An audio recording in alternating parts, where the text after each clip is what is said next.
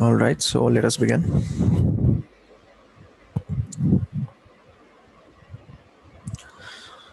Now, yesterday, what we had done was we had started working on the basic PT machine, and we had seen that there were three open ports there, out of which one was FTP, the other was SSH, and the third one was HTTP. So, HTTP means a web server.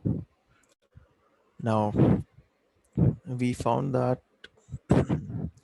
the FTP server had a vulnerability that could be exploited. So we had used Metasploit for that.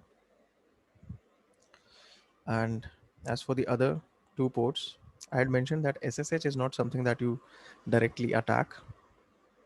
Okay, for SSH, I'll just do a quick scan again. So there are three ports: FTP, SSH, and HTTP. And now FTP, this is running Pro FTPD 1.3.3c, and yesterday we had exploited that. So that was one way to hack into this machine.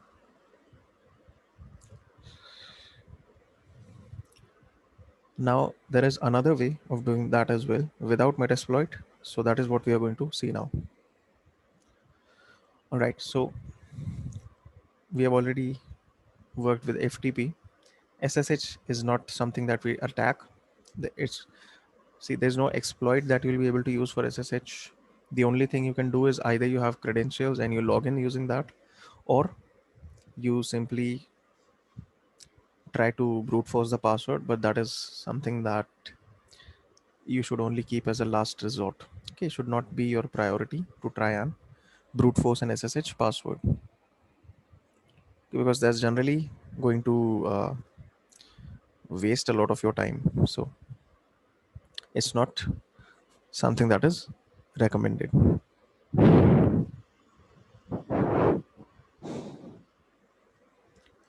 Okay, so now we have HTTP. HTTP means there is a website, or at least there is a web server. Whether there's a website or not, we'll see.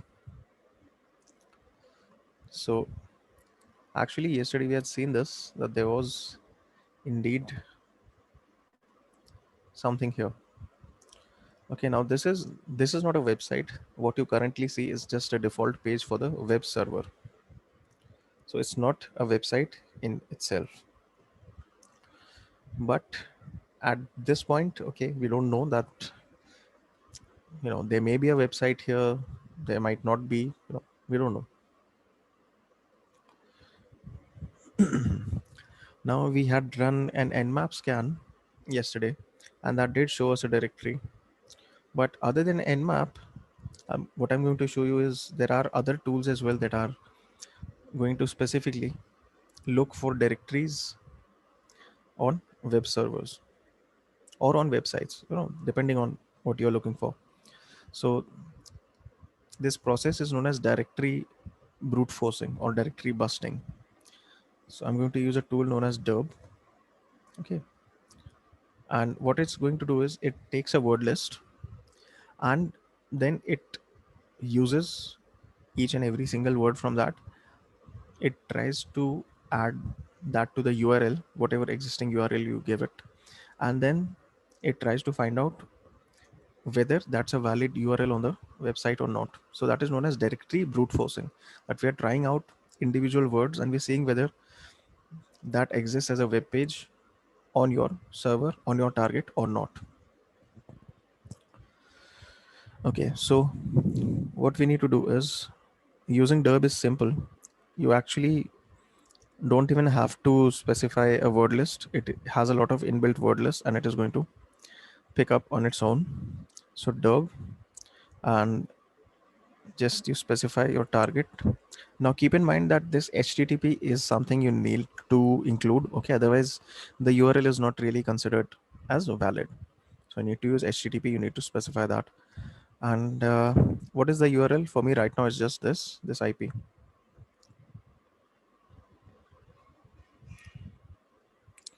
So that is what I'm going to specify. So it has taken that. Now it has already selected a word list, and based on that word list, it is taking each and every word, adding that to the existing URL, seeing whether this is now present on the website or not. And it has already found something for us. So there is a directory that it found called secret.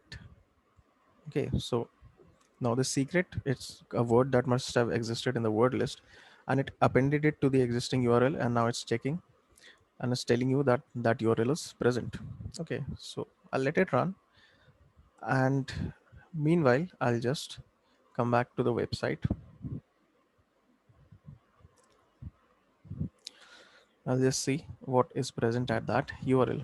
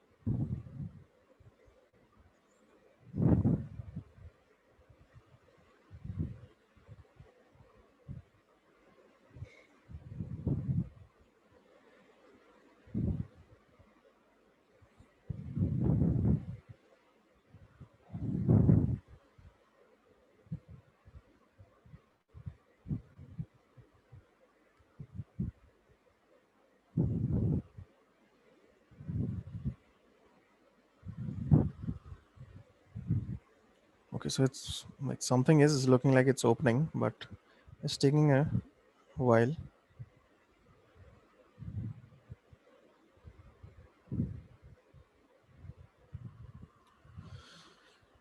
It's taking a while to open it. Accidentally enlarged it. Let's just reduce it to the normal size. And okay, so we are getting something like this. Now, definitely this is a page. Okay, and my secret blog. So it looks like it is part of a blog, but there's something which feels off about this, right? It does not seem like like a normal web page. Okay, the formatting is a little weird. No, there are no images. Okay, the search, it says search here, but the search bar is all the way over to the left of the screen. Now there is a link, my secret blog. Let's see what happens if I click it.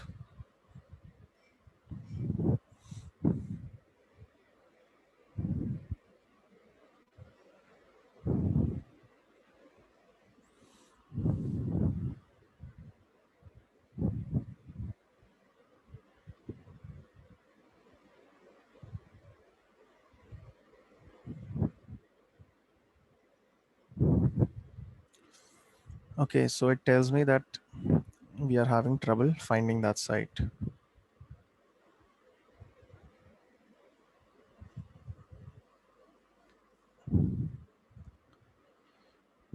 Let's try it again, see what happens. Now we are reaching this.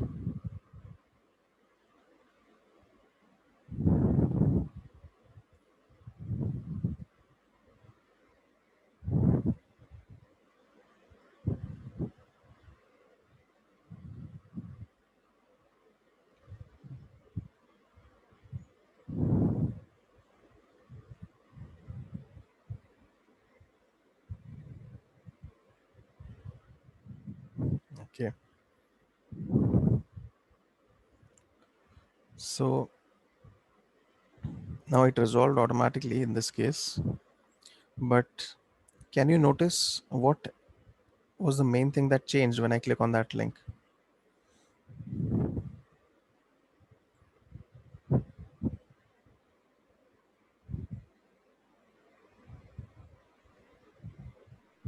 Sir, Yeah. See, I clicked on that link, right? My secret blog. And yes, what changed when I clicked that link? IP on the URL IP changed. Yes, exactly. There was an IP here and it changed to VTC SIC. So now from my system, it's probably taking it from the cache and it's using that value. But in case you're facing the issue that, you know, you're not able to open it, what you need to do is come over to your terminal, okay, and open your host file. Do you know what a host file is? Yes, sir. Yes, okay. So you need to open that. It's in the etc directory for Linux. There's a host file in Windows as well. And all you need to do is just add this VTC sec, which is a host name, and exit, save, yes. And when I was getting that error page, that would not be present if this value is added in the host file. Because what happens is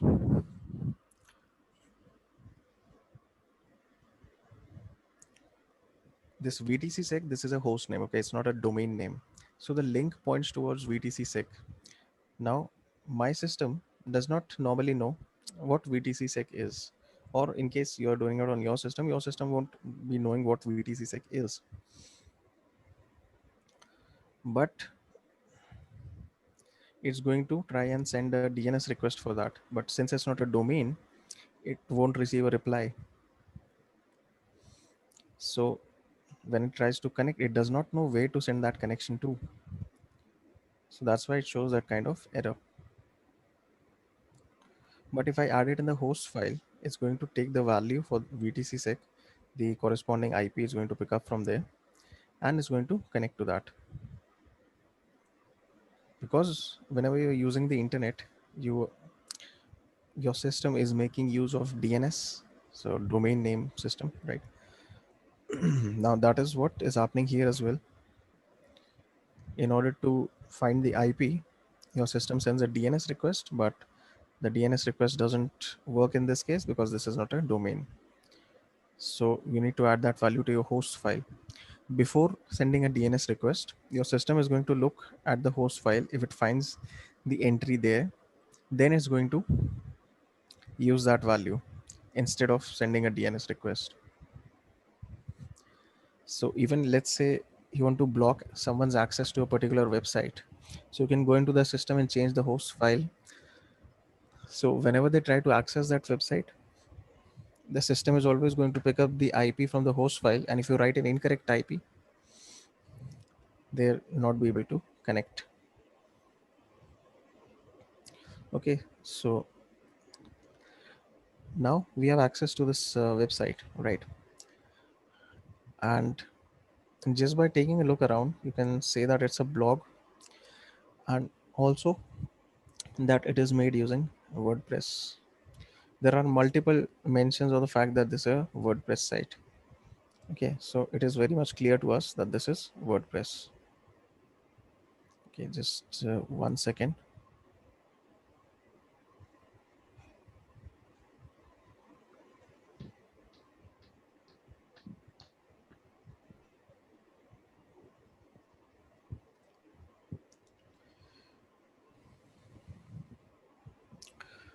Now whenever you are looking at a website, there is a page or there is a text file that you should always check. You should check whether that text file is present or not, and that file is known as robots.txt. Let me Yeah. just show you, like, if this is the main page, if this is the index of the website, then if the robots.txt is present, it is going to be present at this place. So let's see whether it's present or not, but it's taking us straight to a Google search.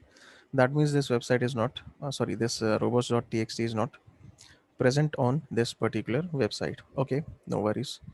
But if it is present, it could give us some information about sensitive or confidential web pages on the site.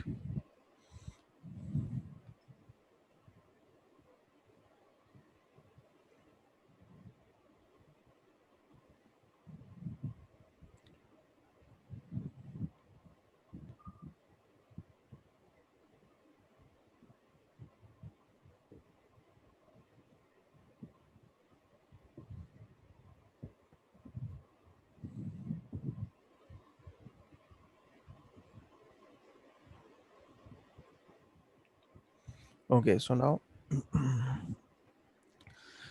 can you tell me what is another place where you should always look for details that you may find if you're talking about a website? Like, what is one thing you should always check? Didn't get you, sir. Your voice is very coming at a very low volume. Hello. Now it's okay. Slightly better, still quite low.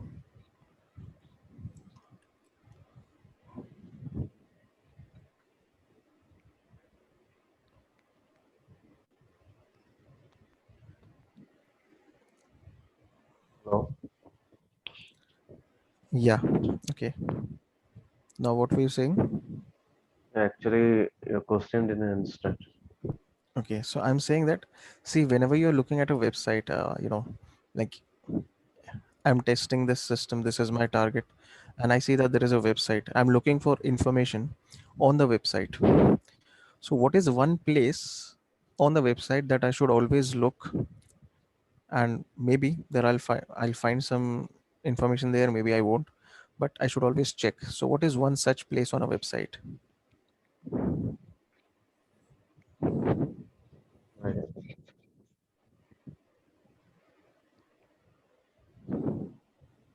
Okay, let me tell you. The source code. Okay, the source code of that website is something that you should always take a look at. You don't have to go through every individual line of HTML or CSS, but uh, just like, let's say I right click and I say, okay, not the image for the page. I just say view page source. Now, sometimes what happens is web developers, okay, people creating these websites, they leave some details in the comments on the HTML comments. Those details might be like, sometimes they leave passwords there, sometimes they leave some other kind of information. Now, that information, that's not intended for the users to see, because see, a normal user is not going to look at the source code. They're just going to interact with the website. Okay, they are not going to look at the source code. Okay, just excuse me for a minute. I'm getting a call from the office. I'll have to take this.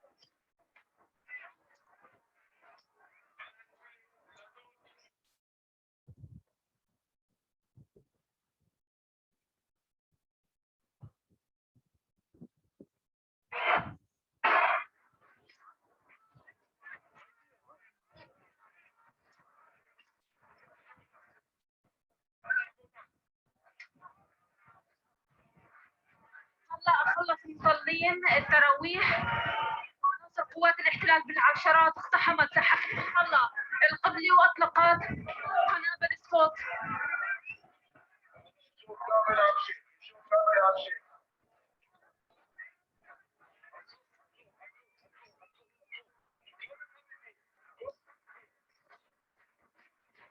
كمان في داخل المصلى عم يطلقوا قنابل الصوت داخل المصلى القبلي.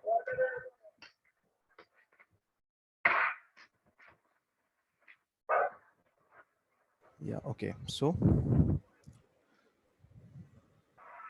I was talking about the source code, right? Now, often developers, what they do is they leave some information in the comments or they put some information there. So later on, when they look at it, they'll be able to get that information, like maybe some account password or something, any information that could be relevant to the website and relevant to even someone who might be attacking the website. Because what they think is that, see, most normal users are not going to be looking at the source code. Even when you're normally using a website, what you do is you just interact with the website, you go to it, you're not looking at the web source code for every site you visit.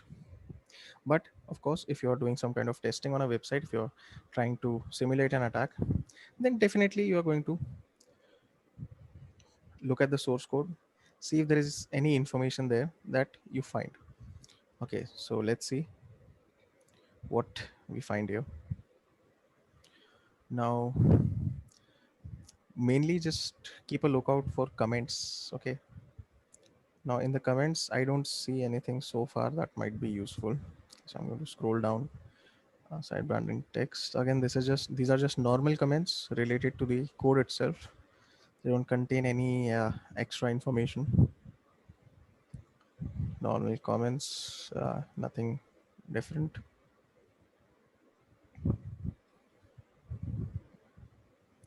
Okay, so there is nothing in the source code here that will help us.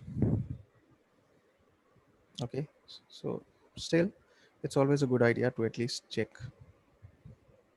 It's better to check, in any case. Whether you do find or you do not find something, that's a different matter, but it's always good to check. Now, let's take a look at the content of the website itself. Now, as for the content, there's just this small post. There's one post called Hello World. Okay, and let me just see where this takes me.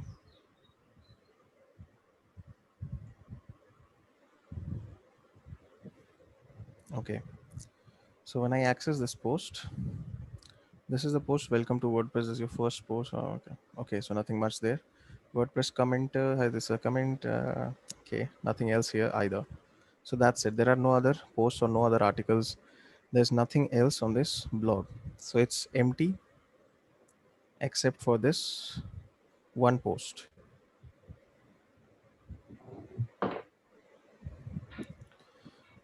But if you take a look at this post, there is one piece of information that could be useful. Can you see what that is?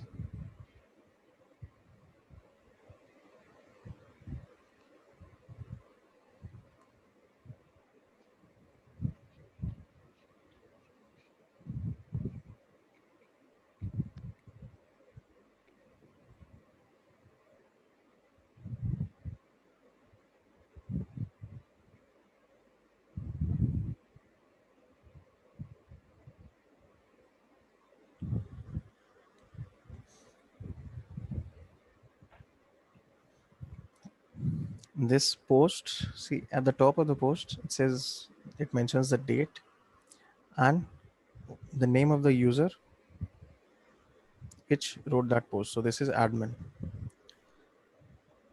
So we know the name of one user account on the website, and that is admin. And the name itself suggests that this account is an admin account, an administrator account on the website. Okay, so that is a piece of information that we can use. Okay, Now, when we talk about websites, especially for WordPress websites, there is a tool known as WP Scan. So now this tool is specifically made for the purpose of scanning WordPress websites. Okay, so like the one we have here. Okay, so sites like these. So the way to use it is simply WP Scan, and you mention a URL. So in this case, the URL is,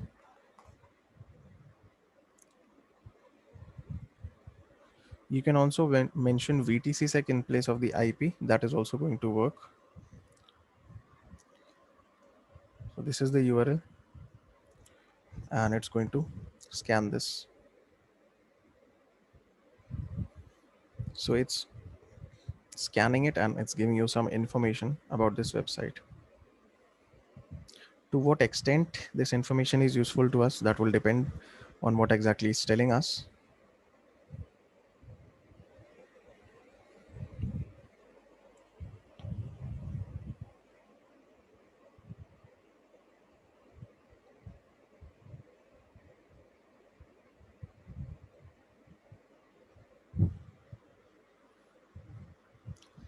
Okay, so interesting findings. The first thing it's telling you is headers or HTTP headers.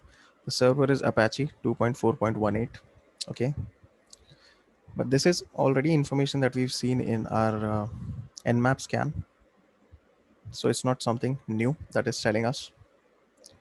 Then it mentions that XML RPC seems to be enabled. XML RPC is an API that's present in WordPress. And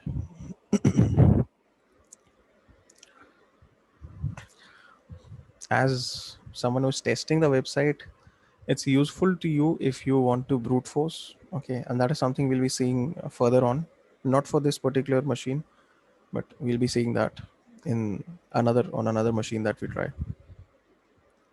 And you don't even have to directly interact with the API, okay, in order to do the password cracking. What this tool WP Scan can also be used for password cracking. So it is going to directly excuse me, so it's going to directly do the cracking if required. Okay, right now we are just telling it to scan and just providing the URL. Okay, well, what else? And it tells us there is a readme. Now this readme is not particularly for this website. It's a general WordPress readme, so it's not going to be useful to you in testing the website. Upload directory has listing enabled. That simply means that you can view the contents of the upload directory. In case you are able to upload something to the website and the upload directory listing is enabled, then you might be able to get that file to execute, and you might be able to upload some malicious web shell and get that to run, or you might be able to execute some other kind of file, whatever you want on the server. But this just having the listing enabled, okay, means that you can look at the uploads, but if there is nothing there which is malicious, then it's of no use to you. There might be some information, there might be some files. It's saying that it has listing enabled, but it's not showing us any listings.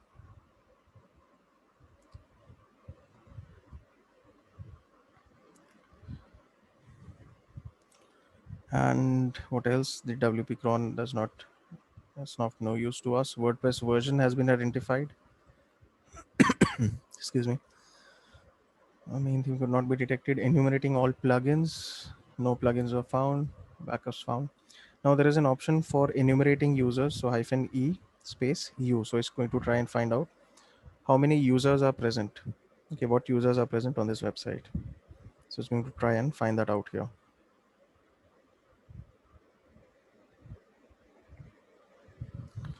So in this case, it was able to identify one user, admin, which we have already seen. Now, if you take a look at the site, there is a login section, okay, which would be the case for most WordPress websites that you encounter. Now let's say I enter any random username. Now, of course, we have a username, but just let's say anything random, and anything random is a password. And if I try to log in, I'll get the answer invalid username. But I know that admin is a valid username, and I'm just going to enter some random password. So it's going to tell me that the password you entered for the username admin is incorrect. So this is an issue with WordPress, that it tells you the correct username. The password you entered for the username admin is incorrect. That means this is definitely a correct username. On most sites, what happens is when you enter a username or password, either one of those is incorrect. It's going to tell you either the username is incorrect or the password is incorrect. It's not going to pinpoint, but this makes it easy for you to enumerate the username. Okay, to you to find out what the correct username is, if in case you are not aware of the username of any correct username for it. So this is an issue with WordPress, that it shows this kind of error. This is giving you more information than it should. Password you entered for the username admin is incorrect. So at least the username is correct. We know that right now. Now, what we can do is we can try some random, okay, not random, some common passwords. We can try some kind of password spraying. Let's say we try some very common passwords like 1 2 3 4 5 6 7 8. No, okay. Let's say I try the word password itself. No, not going to work. What about 1 to 8 in reverse? No. What about admin itself? Admin is also a very common combination. Let's try that out. And that is working. Okay, I'm just going to dismiss this. So we have logged in as admin. Now, where have we logged in on this WordPress website?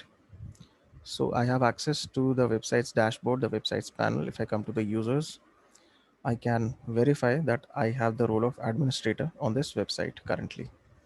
Okay, I'm logged in as admin, and admin is administrator account for the website. This means that you can do anything you want on the website. So can you suggest something that we should do here, which will give us access to the system? Okay, right now we have access to the website, but that is not enough. I need to gain access to the system itself.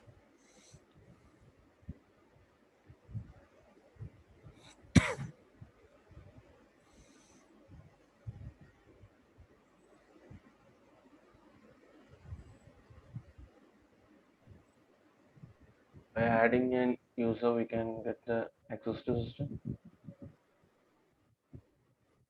Pardon? Your voice again, it's quite low.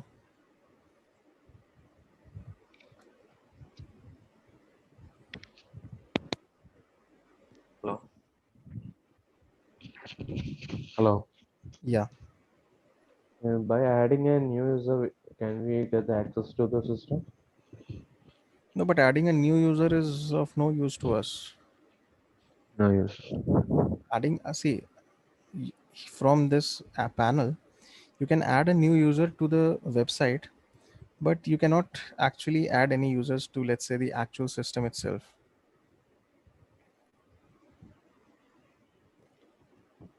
What I need to do is, see, I already have admin access to the website.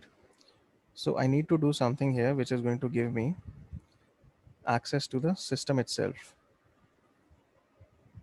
because that is what my end goal is, to hack the system, not the website. So what I can do is, since I have complete control over the website, I can make any changes I want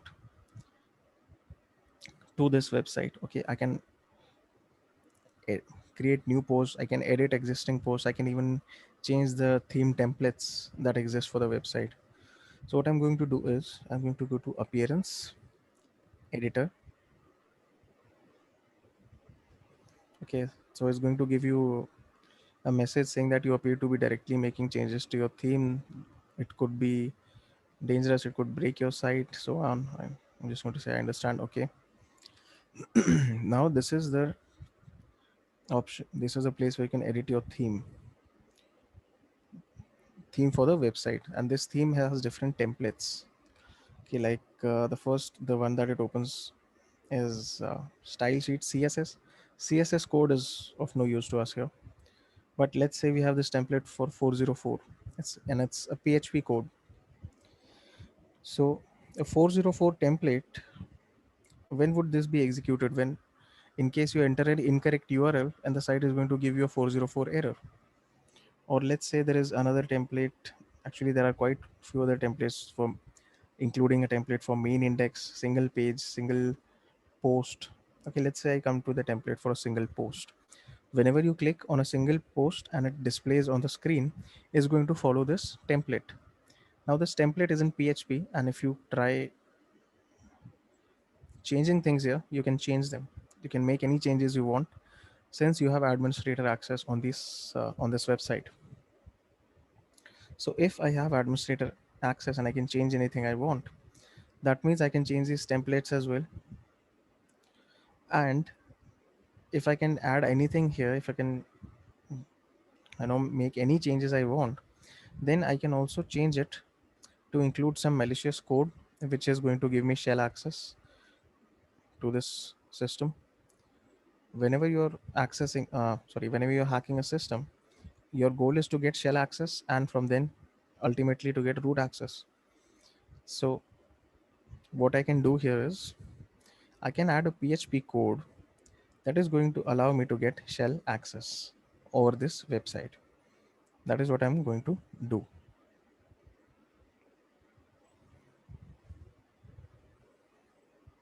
So the first thing for me to do now is to go ahead and get that code for getting the shell access. So I'm just going to open a new tab and I'll say, now, since this is in PHP, the code I am going to use that also has to be in PHP. So PHP reverse shell. Since I need a reverse shell on this system, so I'm going to search for a PHP reverse shell code. Okay, let's see what we get.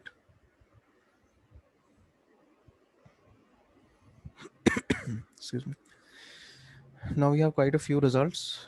And this first one here, Pentest Monkey PHP reverse shell code, that's what I'm going to take. It's a good code. I've used it quite a few times, so I know it's good. Now this is the PHP code. What I'm going to do is I'll just copy all of this, just copy the entire thing, and over here select all and replace it with your reverse shell code.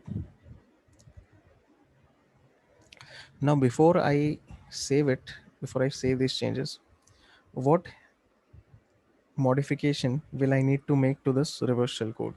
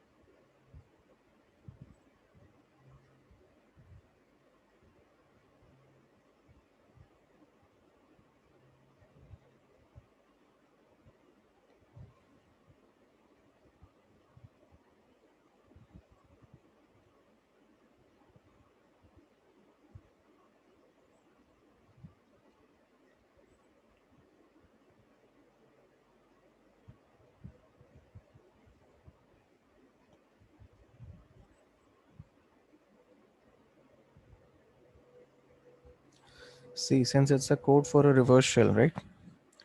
So now in any reverse shell code, one thing that Actually, two things you always need to specify are the IP for your system and the port on your system where you want it to connect to.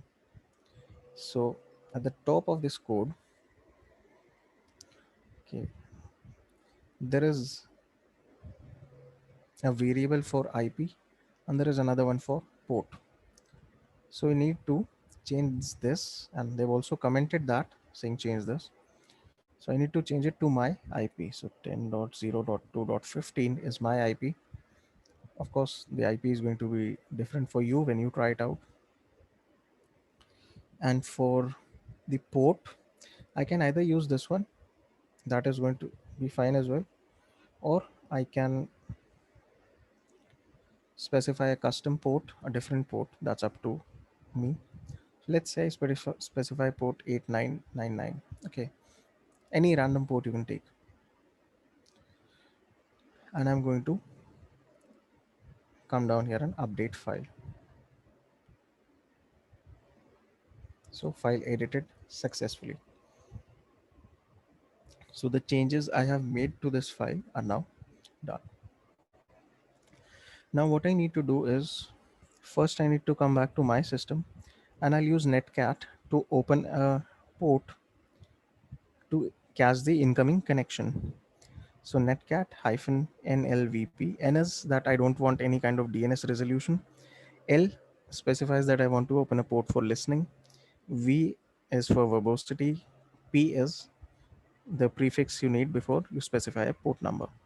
So port is the one that I specified in the code, that is 8999. So now on my system on port 8999, I've opened a listener with netcat.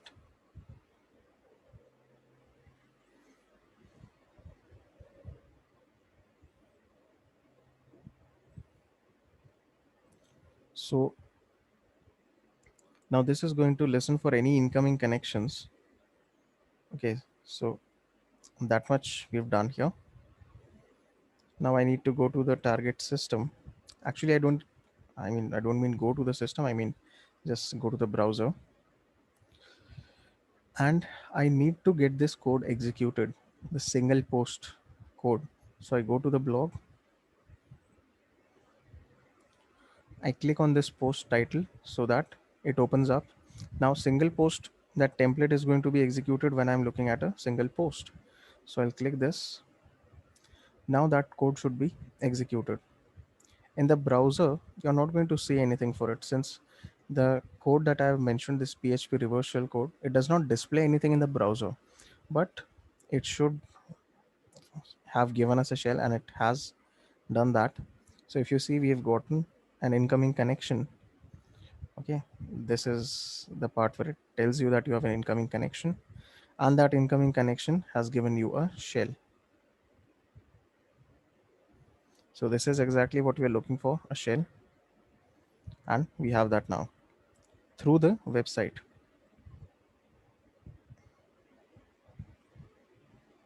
Any questions so far?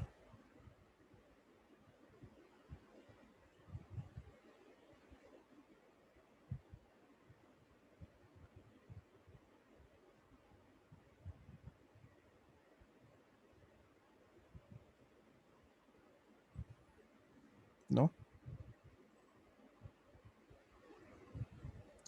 Voice is breaking. Okay.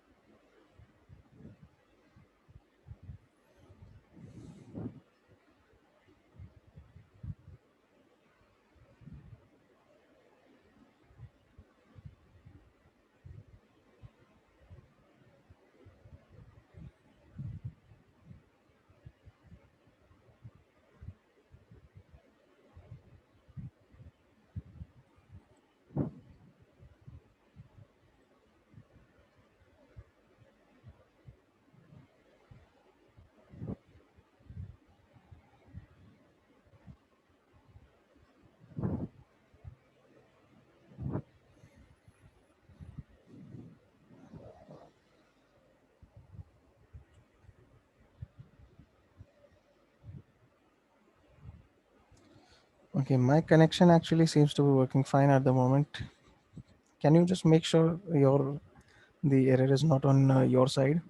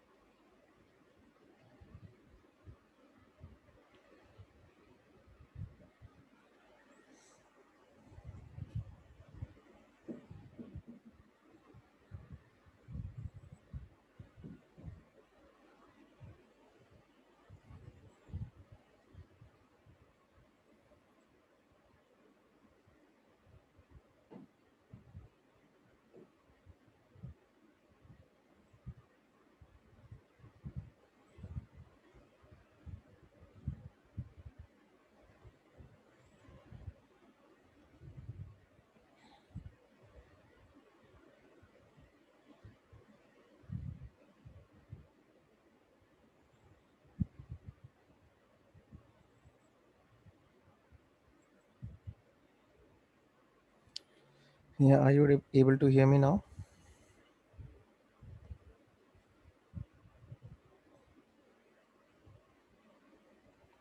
Hello. Yes. Okay. Can you start this session first itself, like changing that for not for templates? Pardon? Can you start with that changing templates? Changing the template. Okay. Yeah, So, all right. Now I'm already logged in as admin. I yeah. go to the admin panel. I go to the editor, appearance editor,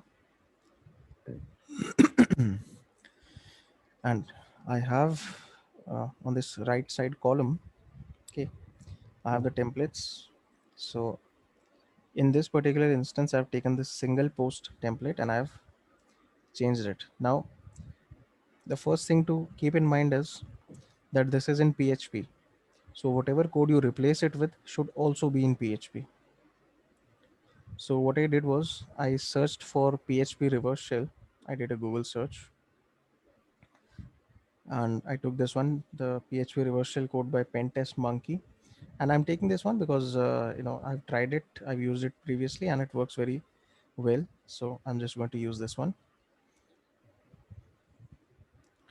So I come to this, and what I did is I simply copied this entire thing, came over here, and I pasted it and replaced the original template with this reverse shell code. Okay, so I took this and pasted it here. Now there are two things that you need to change in the reverse shell code: the IP and the port. Okay, so you need to give your own IP and the port. IP is our Kali IP. Yes, your Kali or Parrot, whatever system you are using, that Okay. system's IP you need to give here. Okay.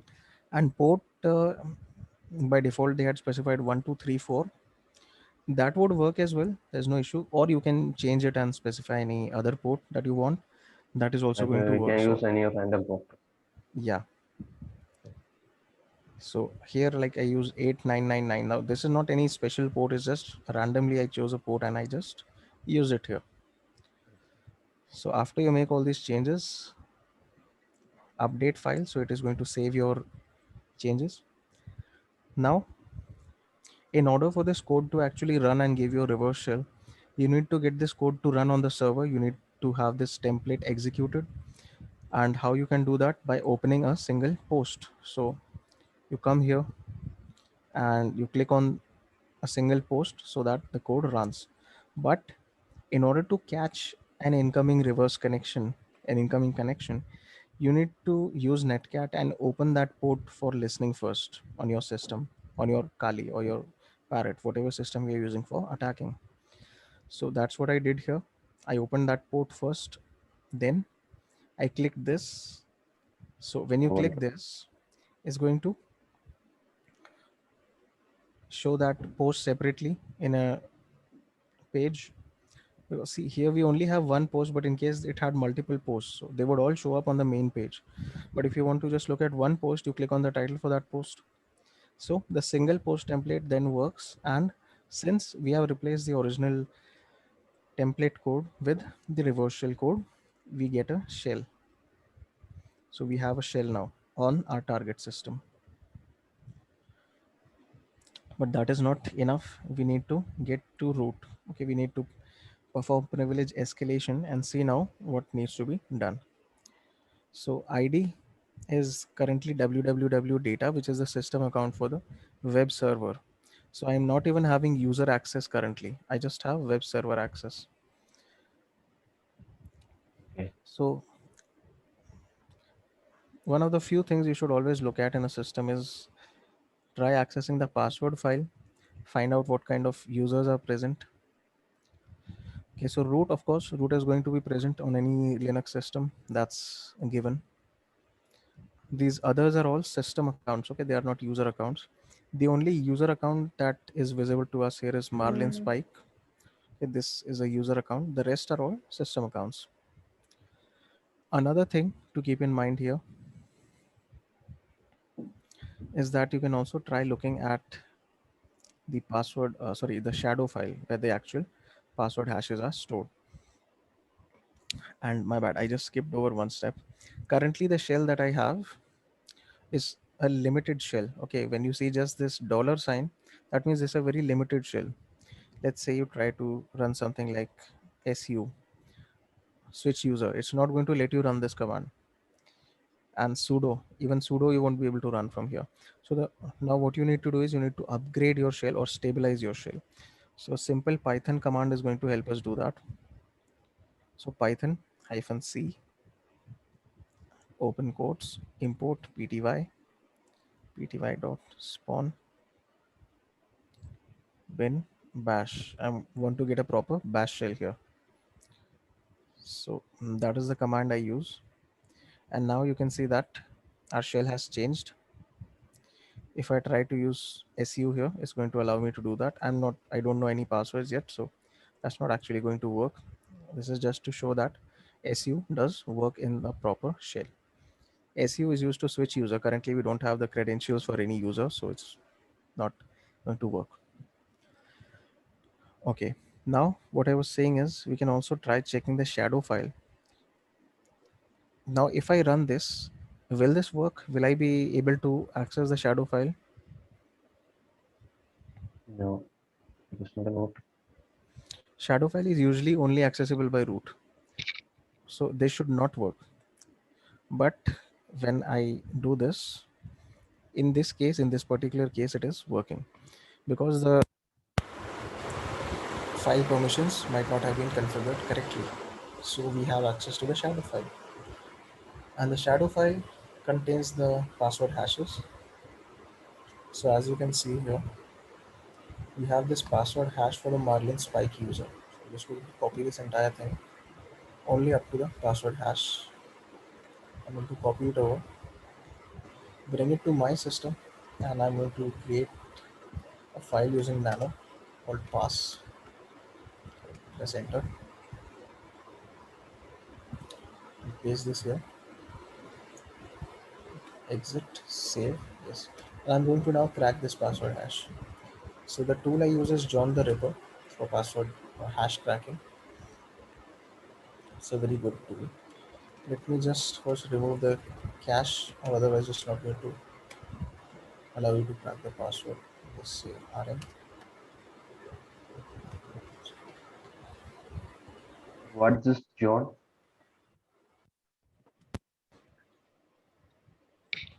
Hello? Yes, This John means John is a tool, John the Ripper. It's a tool used John to the. crack password hashes. Okay, okay. Excuse me. Okay, so what I'm doing is this step is just I'm removing the cache for John the Ripper because I have already cracked this password in the past. So if I tell it to crack it again, it's not going to work. It's just going to say I've already cracked it. So I'm Okay. going to remove this cache file. Okay, not this.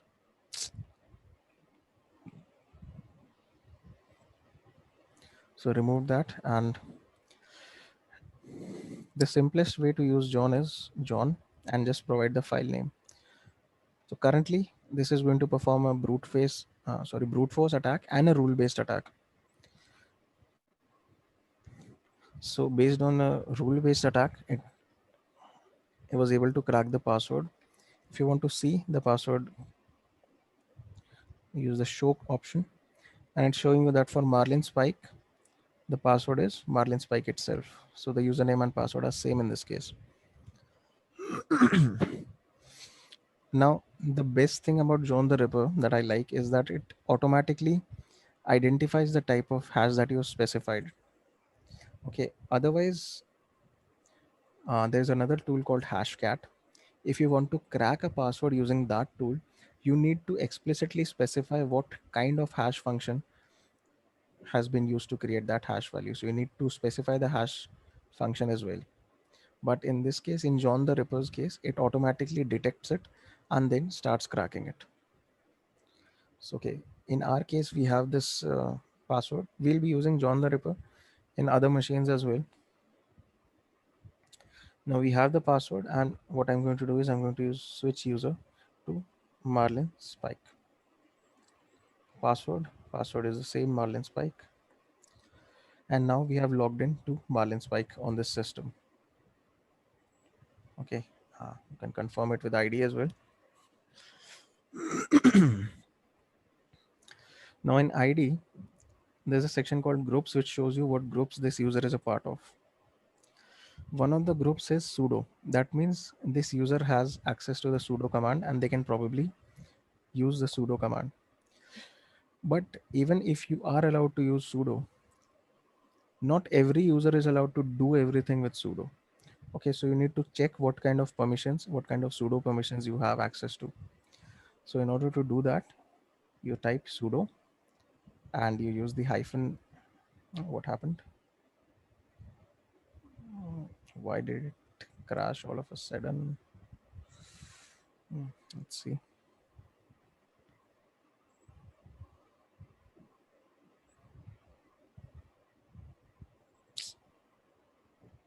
What's the matter?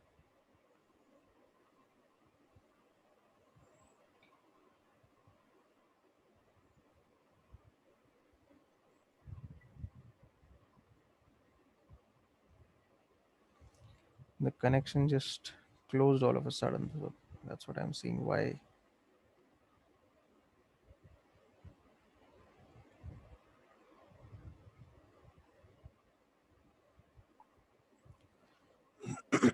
Let me just try restarting my target virtual machine. Shouldn't happen.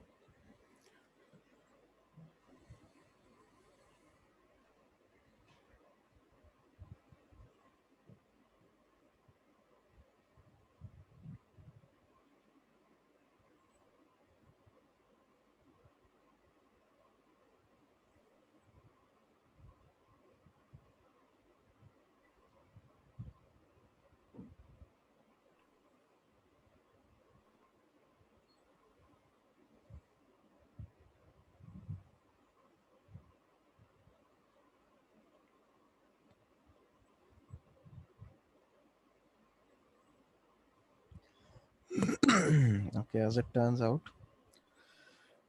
the target VM started updating in the background. I'll just go ahead and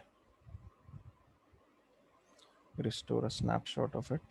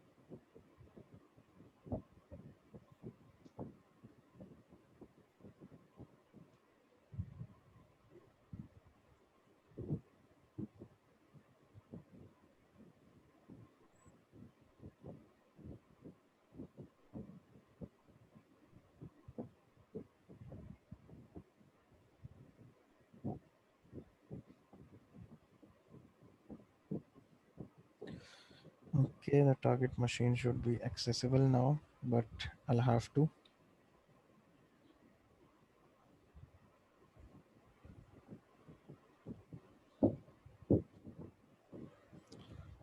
Like this is not going to be, the change that we made there, that is not going to be there because I've restored an old snapshot.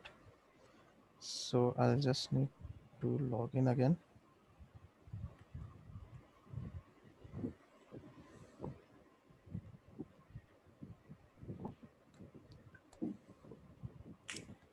I'll go to appearance editor,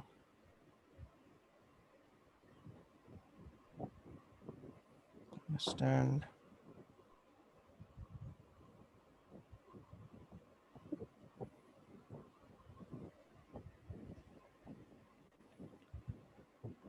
copy this whole thing again.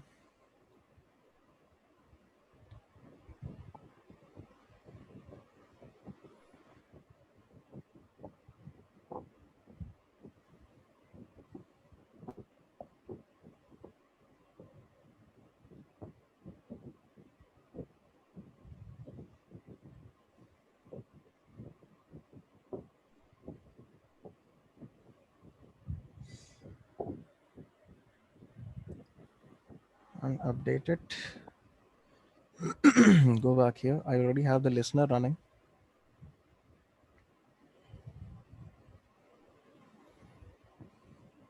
Okay, and we have the connection. I'm just going to quickly upgrade the shell.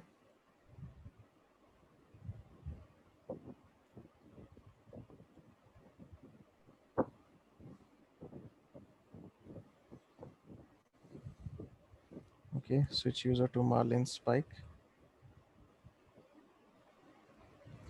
Now we are already seen that this user is a part of the sudo group, but it is always good to check what kind of sudo permissions you have using the command sudo and using the -l option, sudo -l. So it asks you the password. Now you already know the password, so that's not an issue for us. Now see what it says here. User Marlin Spike may run the following commands on VTC all. That means using sudo, this user can run any command on this system. So this user can run any command on the system with root privileges using sudo. So effectively, that means I can also get a shell using sudo. So I can just do sudo bin bash. And now I am root on this system. So of course, privilege escalation has a lot of different, and there's a lot of different possibilities for it. This is one of them. Okay, on other systems, we'll see other ways to perform privilege escalation.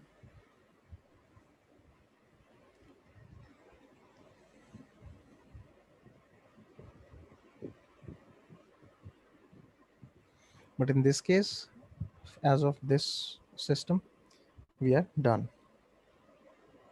So we have hacked into the system. We have gotten,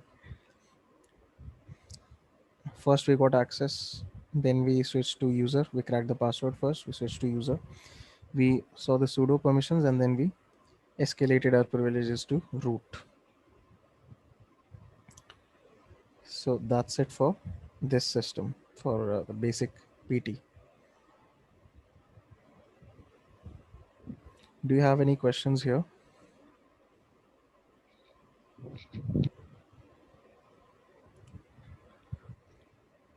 Awesome. We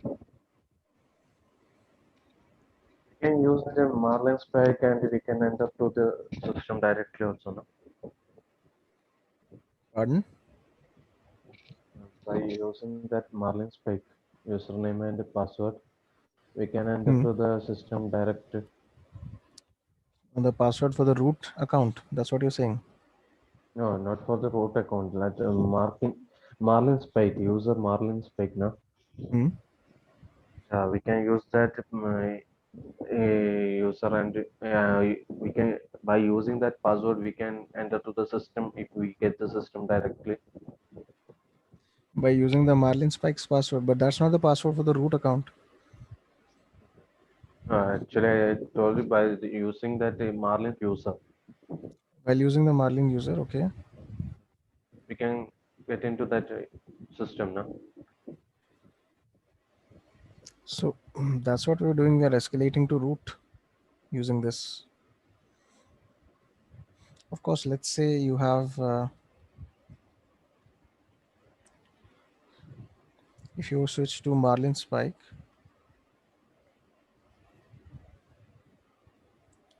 you also have the option of sudo su and this, and you enter Marlin Spike's password and get to root. But you are able to do that only because you have complete sudo privilege.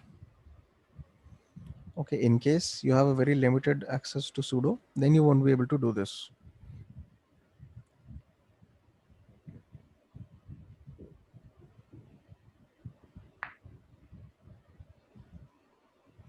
So sure, you can do the sudo su hyphen. You can do that as well.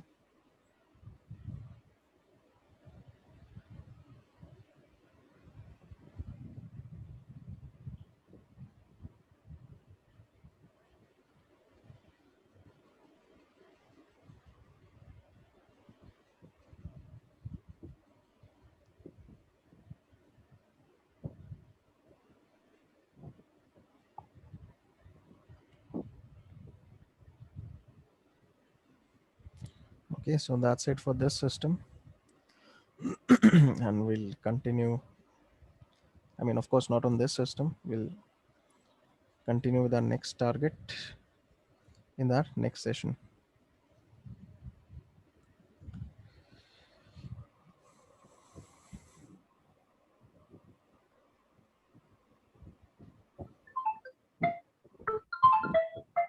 So now for this, for Metasploitable and for basic pen testing, I made you download these machines onto your system.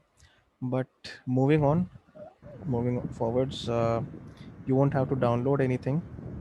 Everything will be done online. Okay, so that's Actually, I installed basic pen testing. no, for basic pen testing you have to install it, but Okay, for whatever we are going to do next, you don't have to install that. okay, Like you definitely need to use your Kali or Parrot, whatever you're using, that is required, but you don't have to download separate VMs now.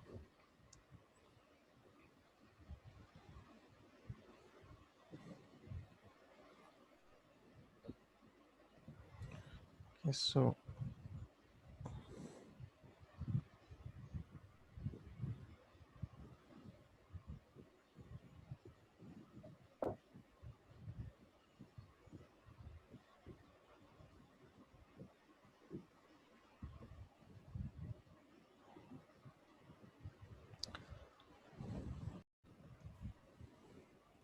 in the chat, I've posted the link for yesterday's session.